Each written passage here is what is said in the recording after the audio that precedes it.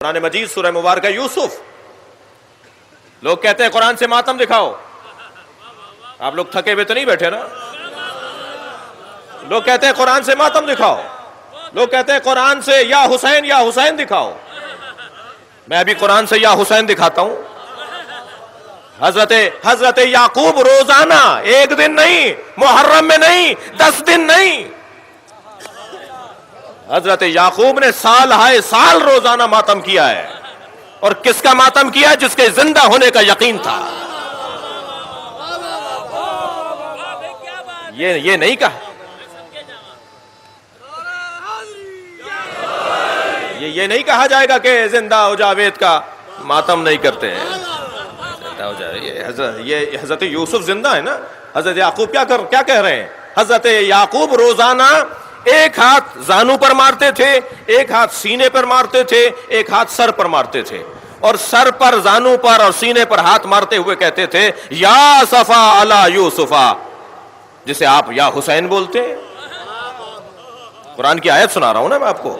یا اسفا علی یوسفا، یا اسفا علی یوسفا، اے ہائے میرے یوسف، ہائے میرے یوسف، یا یوسف، یا یوسف. کون؟ جو ابھی زندہ ہیں، جن کے زندہ ہونے کا یقین ہے. اور نہ صرف زانو پر، سینے پر اور سر پہ ہاتھ مارتے تھے حضرت یعقوب، بلکہ وَبْيَضَّتْ عَيْنَاهُ، اس کی بعد والی آیت، وَبْيَضَّتْ عَيْنَاهُ فَهُوَ قَدِيمٌ.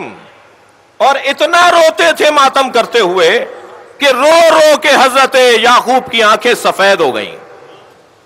اور قرآن کیا کہہ رہا ہے؟ فَهُوَ قَدِيمٌ.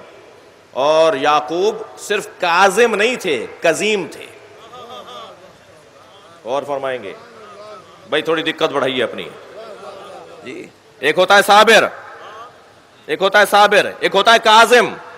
صابر اور کاظم میں فرق ہے. کاظم برداشت کرنے والے کو کہتے ہیں، اور کاظم میں بھی انتہائی برداشت جب آ جائے تو اسے قزیم کہتے ہیں. جیسے عالم اور علیم جی، جیسے شاہد اور شہید، جیسے ناصر اور نصیر جی، ایسے ہی کاظم اور قزیم. کاظم اسے کہتے ہیں کہ جو انتہائی برداشت رکھتا ہو. اب یہاں رو رہے ہیں، ماتم کر رہے ہیں، سینے پہ ہاتھ مار رہے ہیں حضرت یعقوب. قرآن کہہ رہا ہے کہ یہ سب سے زیادہ برداشت رکھتے تھے. یہ کیا مطلب ہے اس کا؟ ذرا آپ کی توجہ چاہوں گا. یہ کیا کہہ رہا ہے اللہ؟ کیا بتانا چاہ رہا ہے؟ کیا مطلب ہے اس آیہ کریمہ کا کہ حضرت یعقوب سینے پہ، زانو پہ، سر پہ ہاتھ مارتے ہوئے یا اسفا علی یوسفا، یا اسفا علی یوسفا کا نوحہ بلند کرتے تھے اور آنکھوں سے آنسو گراتے تھے، اور اتنے آنسو بہائے کہ آنکھیں سفید پڑ گئیں. اور قرآن کہہ رہا ہے فہو قدیم، اور یہ بہت زیادہ برداشت کرنے والے تھے. صرف ایک ہی بات تو سامنے آتی ہے، صفحہ تاریخ کو پلٹ کر دیکھیے. جنہوں نے یعقوب کے بیٹے حضرت یوسف کو کنویں میں ڈالا تھا، وہ سامنے نظر آ رہے ہوتے تھے، تب بھی ماتم کرتے تھے اور برداشت کرتے تھے. بھائی غور کریں، بہت واضح پیغام ہے قرآن مجید کا کہ عزاداروں کو کیسے زندگی گزارنی ہے. خبردار خبردار، جنہوں نے اہل بیت پہ ظلم کیا وہ سامنے آ جائیں یا ان کے چاہنے والے سامنے آ جائیں، تم اپنے ماتم سے ہاتھ نہ اٹھانا. برداشت کرو، ان سے ملاقاتیں کرو، ان سے دوستیاں رکھو، ان سے آنا جانا رکھو، ان کے ساتھ کھاؤ پیو. بھائی اور کتنا پیغام واضح ہوگا؟ قرآن ہمارے لیے رہنما ہے یا نہیں ہے؟ قرآن کہہ رہا ہے کہ یہ ماتم بھی کرتے تھے، روتے بھی تھے، فہو قزیم، اور برداشت بھی کرتے تھے. کس بات کو برداشت کرتے تھے؟ ان بیٹوں کو روزانہ دیکھتے تھے جنہوں نے حضرت یوسف کو کنویں میں ڈالا تھا، مگر اپنے بیٹوں کو اپنے گھر سے نہیں نکالا. ہماری بزرگ خواتین نے، ہماری بواؤں نے، ہماری بزرگ عورتوں نے ہمیں گھر سے اتحاد بین المسلمین کا پیغام دیا ہے.